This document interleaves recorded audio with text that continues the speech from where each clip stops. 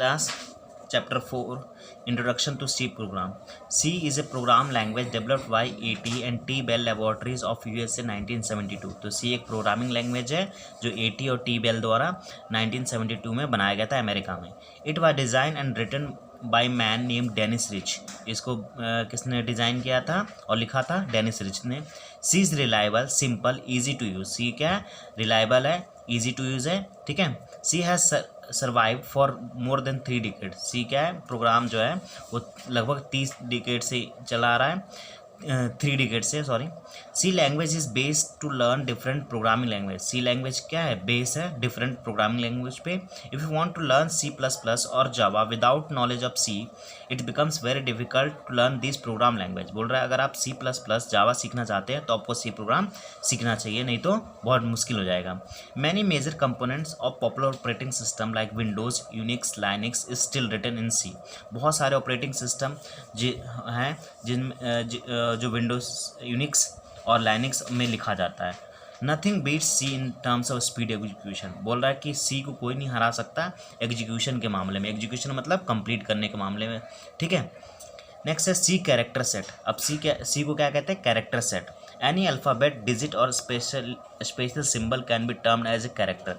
कोई भी अल्फ़ाबेट हो, डिजिट हो, स्पेशल सिंबल हो, इनको हम कैरेक्टर कहते हैं, और ठीक है. और इन्हीं की कॉम्बिनेशन से हम क्या बनाते हैं? प्रोग्राम बनाते हैं, ठीक है. नेक्स्ट है constant variable and keywords in the C. एक पहले कांस्टेंट क्या होता है? कांस्टेंट वेरिएबल और keyword can be formed a combination of alphabets and digital and special symbol. मैंने आपको बताया कि जो हम कैरेक्टर सेट पढ़ रहे हैं उसी का डेफिनेशन है, तो ठीक है. ये कॉम्बिनेशन बनता है, चाहे वो कांस्टेंट हो, चाहे वेरिएबल हो, चाहे कीवर्ड हो. इन तीनों में कॉम्बिनेशन होता है. किसका? अल्फ़ाबेट का, डिजिट का और स्पेशल सिंबल का. तो कांस्टेंट क्या होता है? Any entity whose value does not change throughout the program execution is called constant. मतलब कांस्टेंट क्या होता है? कोई भी जो ऐसी वैल्यू जो ड्यूरिंग द प्रोग्राम, यानी कि प्रोग्राम के दौरान चेंज नहीं होता, जैसे नंबर्स 2, 5, 10, 2.5, 6.8. नेक्स्ट है variable. A variable is a entity whose value keeps on changing throughout the program. अब वेरिएबल क्या है? जो ड्यूरिंग द प्रोग्राम ये चेंज होता रहता है, ठीक है. नेक्स्ट है हमारे पास execution. However it's not rule that value of variable will change. कोई ऐसा रूल नहीं है, पर ये होता है. A variable value might be remain same are through the program execution. ठीक है. बोल रहा है एक वेरिएबल शायद प्रोग्राम एग्जीक्यूशन के दौरान सेम हो सकता है. However the main difference between variable and constant, we can't change the value of constant. पर तो वेरिएबल और कांस्टेंट में अंतर क्या है कि हम वैल्यू नहीं चेंज करते कांस्टेंट का, ठीक है, बिटवीन द प्रोग्राम के बीच में. But we can change the value of variable. पर वेरिएबल का हम चेंज कर सकते हैं. ठीक है. एग्जाम्पल से हम समझते हैं, जैसे इसमें एक्स की वैल्यू क्या ली है? 3. अब और उसके बाद में फिर एक्स की वैल्यू क्या हो गया? 6 हो गया. ठीक है. आपने ये ध्यान दिया कि 3 और 6 तो कांस्टेंट चेंज नहीं हुए, तो इसका मतलब ये कांस्टेंट होगा. और एक्स की वैल्यू 2 जगह चेंज हो गया तो ये वेरिएबल हो गया. तो यही समझाना चाह रहे हैं इस एग्जाम्पल से. नेक्स्ट है कीवर्ड. कीवर्ड क्या है? Keyword are the words those meaning has already explain to the C compiler. Keywords words होते हैं जो ऑलरेडी एक्सप्लेन होते हैं, यानी कि एक तरह से हमें रिजर्व भी कहते हैं इसको, पहले से पता होता है इसका मतलब क्या है. The keyword can not be use variable. Keyword को हम वेरिएबल नहीं यूज़ कर सकते क्योंकि ये फिक्स होता है. If we try to do so we are trying assign new meaning of keyword. अगर हम ऐसा करते हैं, ठीक है, कि असाइन करना चाह रहे हैं new keywords, the keywords also known as reserve words. ठीक है. तो हम किस तरह से करेंगे? जैसे for, if, static, while, do, break, ये रिजर्व वर्ड है जिसे हम कीवर्ड भी बोलते हैं. नेक्स्ट है rules for constructing variable name in the C language. क्या रूल्स है सी लैंग्वेज को बनाने के लिए? A variable is entity whose value keep on changing throughout the program execution.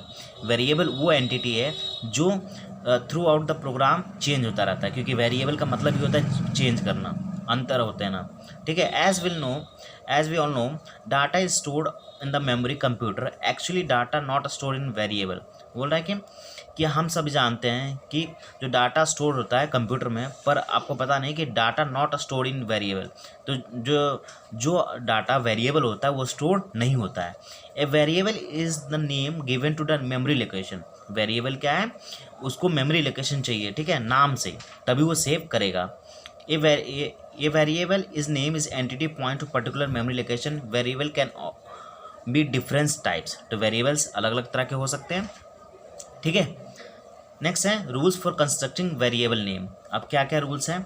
A variable name consist of any combination alphabet digit underscore. मैंने जैसे बताया कि वेरिएबल क्या हो सकता है, कॉम्बिनेशन होता है अल्फ़ाबेट का, चाहे वेरिएबल हो चाहे कांस्टेंट हो, ये सारे कॉम्बिनेशन होते हैं अल्फ़ाबेट डिजिट अंडरस्कोर और सिंबल का। Some compiler allow variable names whole length could be 247 character. कुछ कंपाइलर 247 कैरेक्टर तक अलाउ करते हैं लिखने के लिए। Still it would be safer to stick rule 31 character, पर 31 कैरेक्टर तक सेफ होता है, उसका प्रोसेसिंग अच्छे से हो जाता है। Please avoid creating long variable names at to typing fate. बोल रहा है कि आपको अवॉइड करना चाहिए ज़्यादा लॉन्ग वेरिएबल इस्तेमाल करने के लिए, ठीक है। तो पहला पॉइंट होगा क्लियर। नेक्स्ट है the first character of variable name must be either alphabet underscore should not start with digit. बोल रहा है कि पहला कैरेक्टर वेरिएबल जो होना चाहिए वो आपका अल्फ़ाबेट ही होना चाहिए या तो सिंबल होना चाहिए, आपका डिजिट से स्टार्ट नहीं होना चाहिए। नेक्स्ट है no commas and blanks are allowed in the variable name. बोला कोई कॉमा या ब्लैंक नहीं इस्तेमाल होना चाहिए वेरिएबल नेम में। No special symbol other the underscore are allowed in the variable name. बोल रहा है कि अंडरस्कोर के अलावा कोई भी, अंडरस्कोर क्या होता है, इस एक सिंबल होता है, ठीक है, इस तरह से। एक मिनट, जैसे ये मैंने एक एग्जांपल लिख रखा है ए बी, तो ये जो है ना, ये इसको अंडरस्कोर कहते हैं। क्या कहते हैं? अंडरस्कोर, ठीक है। तो बोल रहा है कि no special symbol other than underscore are allowed. Underscore सिर्फ अलाउड होता है। We need to declare a type of variable name before the making use of name in the program. तो बोल रहा है हम उनका नाम अभी पढ़ेंगे, क्या क्या वेरिएबल यूज़ होता है, ठीक है। तो ये हमारा वेरिएबल हो गया। पहला है to declare a variable integer follow the below the syntax. तो INT इनिशियल वेरिएबल नेम होता है, इस तरह से अंडरस्कोर, ये इसको अंडरस्कोर कहते हैं। Here is in type is variable named मैंने बताया इन INT क्या होता है, ये वेरिएबल नेम क्या है, INT डिनोट इंटीजर टाइप, ठीक है। तो INT का क्या है full form, integer type, integer, ठीक है। Following the give example type declaration statement INT PN float R। ये आपको समझने में थोड़ा मुश्किल हो सकता है क्योंकि ये लैंग्वेज बहुत एडवांस है, ठीक है, और बेसिक भी है, आपको इसके बारे में थोड़ा बहुत धीरे धीरे पता चलेगा, ठीक है। तो INT आपको बता दें इंटीजर टाइप होता है, ठीक है। नेक्स्ट है C supports following data types. तो बोला C प्रोग्राम किस तरह का डाटा टाइप सपोर्ट करता है, मतलब सेव करता है एक तरह से। तो इंटीजर, INT क्या हो गया, इंटीजर ऑक्युपाइज 2। इंटीजर जो होता है कितना ऑक्युपाइज करता है, 2, और 16 बिट कंपाइलर होता है और 4 बिट का 32 बिट कंपाइलर होता है। मतलब कंपाइलर जो होता है वो दो टाइप्स के हैं इसमें, 16 बिट का और 32 बिट्स का, ठीक है। 16 बिट में 2 कैरेक्टर होते हैं, 2 इंटीजर होते हैं, और 32 बिट्स में 4 इंटीजर होते हैं, ठीक है। फ्लोट में कितने होते हैं, 4 बाइट्स का होता है। डबल ऑक्युपाइज 8 बाइट्स का होता है। कैरेक्टर 4 जिसे कहते हैं 1 बाइट्स। ये सब बता रहा है कितना स्पेस लेते हैं, ठीक है। INT use to define integer number, it occupies 2 bytes. जैसे ये अब ये सब कुछ एक्सप्लेनेशन यही है, जो मैंने ये बताया वो सबको बता रखा है। जैसे कंपाइलर में क्या बताया था, 2 बाइट्स, ठीक है। फ्लोट में 4 बाइट्स बता रखा है, ठीक है। उसका डबल में 8 बाइट्स बता रखा है, ठीक है। उसके बाद 4 में 16 बाइट्स। तो ये बता रखा है जो इसमें C सपोर्ट्स में बताया आपको मैंने, ठीक है। अब चलते हैं नेक्स्ट क्या है हमारे पास, the modifier define the amount of storage allocated to the variable.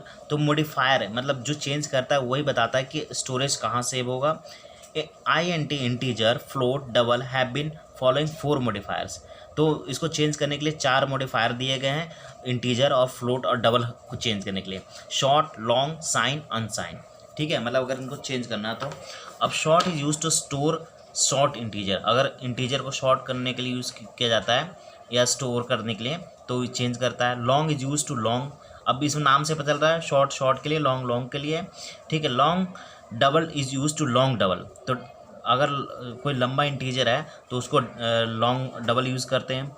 Using sign redundant it INT sign by default. अगर हम साइन यूज़ करते हैं, साइन इंटीजर यूज़ करते हैं तो ये डिफ़ॉल्ट अपने आप सेलेक्ट कर लेता है साइन, ठीक है। इसमें हमें चेंज करने की जरूरत नहीं है। Modifier can long can be applied double data. तो हम डबल डाटा में भी यूज़ कर सकते हैं मॉडिफायर को, ठीक है।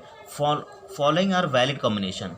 अब हम कॉम्बिनेशन कैसे होता है, अभी जैसे मैंने बताया लॉन्ग इंटीजर में, ये तो हम पीछे भी पढ़ चुके हैं कि लॉन्ग में कितना होता है, शॉर्ट में कितना होता है। तो लॉन्ग इंटीजर में 16 बिट का कंपाइलर होता है और इसको बदल देता है किसमें, 4 बाइट्स के। ये स्पेस है, ये जो ये देखना 4 बिट्स, 2 बाइट्स 2 बाइट्स 2 बाइट्स, ये सारे क्या है, स्टोरेज है, इतना जगह लेता है। और कितने कितने बिट का कंपाइलर होता है, एक कंपाइलर प्रोग्राम होता है ना, जो कन्वर्ट करता है। तो 16 बिट का कंपाइलर लॉन्ग में यूज़ होता है, ये शॉर्ट में भी 16, साइन में भी 16, ठीक है, सभी में 16। लॉन्ग अनसाइन में 32 बिट्स होता है और कैरेक्टर में 1 बाइट्स यूज़ होता है, ऑक्यूपाइज, इसमें कंपाइलर यूज़ नहीं होता है। फिर ऐसे साइन करें में रेंज 128 से 127 1 बाइट्स का मेमोरी होता है। और इसमें कैरेक्टर कितना है, 0 से 255 और इसमें 1 बाइट मेमोरी होता है। तो बेसिकली मतलब आपको समझने के लिए ये समझना है कि ये स्टोरेज का बता रहा है और ये प्रोग्राम का बता रहा है कि कौन सा प्रोग्राम इसको स्टोर करने के लिए यूज़ होता है। तो ये हम वैलिड कॉम्बिनेशन। एक और इसमें बता रखा है डायरेक्ट, आप इससे भी पढ़ सकते हैं, शॉर्ट इंटीजर 2 बाइट्स का होता है, शॉर्ट अनसाइंड इंटीजर 2 बाइट्स का होता है। तो ये सारा बता रखा है कौन सा इंटीजर कितने बाइट्स के होते हैं, ठीक है। यहाँ भी वैसे ही बता रखा है, फ्लोट के बारे में, डबल के बारे में, लॉन्ग डबल के बारे में, ये पीछे भी आप पढ़ चुके हैं। अब बोला अंडरस्टैंडिंग द प्रोग्राम सी। अब सी को समझते हैं। ये बेसिकली क्या है, जैसे slash star, program, addition to number, ये सारे कमांड्स हैं, ये सारे क्या है, कमांड्स हैं, ठीक है। Let us learn the above program in detail. अब प्रोग्राम हम समझते हैं कि क्या क्या मतलब है ये। तो पहला बोला 1 2 3 4, तो पहले 4 तक क्या है, लाइन 1 to 4 का मतलब कि यहाँ पे क्या है, this comments in the program it is used to multi line comment. इसको हम क्या कहते हैं, जो पहले 4 यहाँ पे कमांड दिया हुआ उसे हम मल्टी लाइन कमेंट कहते हैं। तो टेक्स्ट इज रिटर्न, टेक्स्ट को कैसे लिखा जाता है, इस तरह से, इग्नोर्ड बाय कंपाइलर। और जो ये लिखा है द सिंबल, इसको मतलब वहाँ पर सिर्फ टेक्स्ट आएगा, ये सिंबल नहीं आएगा, ठीक है। तो ये लाइन 1 to 4 का मतलब है। नेक्स्ट है लाइन 5। लाइन 5 का क्या मतलब है, this is another way to comment text statement. बोल रहा है ये एक और तरीका है स्टेटमेंट लिखने का। It is called single line comment, इसको हम सिंगल लाइन कहते हैं, यानी 5th वाले की बात हो रही है, इसको slash slash here it start, ठीक है, ये जिसकी बात हो रही है। उसके बाद है 6th 7th में क्या है, hash is include known as preprocessor directives. Hash को हम प्री प्रोसेसर डायरेक्ट कहते हैं। ये बताता है कंपाइलर को कि text include another file, text में क्या हो गया, मतलब अनदर फाइल में टेक्स्ट इंक्लूड हो गया, ठीक है। उसके बाद इसमें बाकी और कुछ नहीं है, यही से बताता है, ठीक है। नेक्स्ट है लाइन 8। लाइन 8 के बारे में क्या है, this is start of the main function. This start main function में काम करता है। The program execution start with the function main, इसमें ब्रैकेट से यूज होता है। The name of the set of statement, this name is to be main, इसे main कहा जाता है। 9th में क्या है, the statements belong to main और इनक्लोज्ड। ये 2 तरह के ब्रैकेट्स यूज होते हैं, जो मेन और दूसरा क्या कहता है, पेयर ब्रैकेट्स। लाइन 10 क्या का मतलब है, any variable that we need use to must declare before using it. बोला कोई भी वेरिएबल हमें यूज़ करने से पहले हमें डिक्लेयर करना पड़ता है, लाइन 10। फिर लाइन 11 to 15। 11 to 15 क्या कह रहा है, here the values getting assigned a variable. जो आपको वेरिएबल यूज़ करना है वहाँ पे आपको वैल्यू देने हैं। फिर 16 में क्या है, once the value a+b assign to c। बोला a+b अगर आपने असाइन कर दिया c को, it need to displaying no screen. तो a+b जैसे ही करेंगे तो c डिस्प्ले हो जाएगा, ठीक है। तो ये जो रूल्स हैं आपको बताया गया है, इसके बारे में पीछे और अच्छे से आप ध्यान से पढ़ेंगे तो सब समझ में आएगा कि इसका क्या फंक्शन है। तो ये 1 to 17 तक ये इसमें बेसिक कमांड्स बता रखे हैं, ठीक है। नेक्स्ट है the general forms of print function. अब प्रिंट फंक्शन के लिए क्या दे रखा है, मतलब एक तरह से ये भी कमांड है। तो कमांड के बारे में मैंने आपको ऑलरेडी बता दिया क्या कमांड्स क्या करता है, प्रिंट के लिए यूज़ होता है। तो इसमें बेसिक कमांड्स बता रखा है, D for printing integer value के लिए, परसेंटेज के लिए रियल वैल्यू, %c, इसमें ठीक है DFCN, ठीक है। तो ऐसा हर चीज़ का अपना अपना कमांड्स हैं, ठीक है। नेक्स्ट है रिसीविंग इनपुट्स। अब रिसीविंग इनपुट्स का मतलब क्या है, in the above program we have assign to 5 and 4 to and A and B respectively, but every time we can't to do so. बोला हर समय में एक ही तरह से वैल्यू नहीं यूज़ कर सकते। A situation might arise where we need to take input from user. तो कभी कभी क्या होता है, हम यूज़र पे भी डिपेंड होना पड़ता है कि क्या वो इनपुट देगा, ठीक है। Here will learn to receive some input user. तो कुछ ऐसे हैं जो यूज़र द्वारा यूज़ करता है, जैसे स्कैन एफ, ठीक है।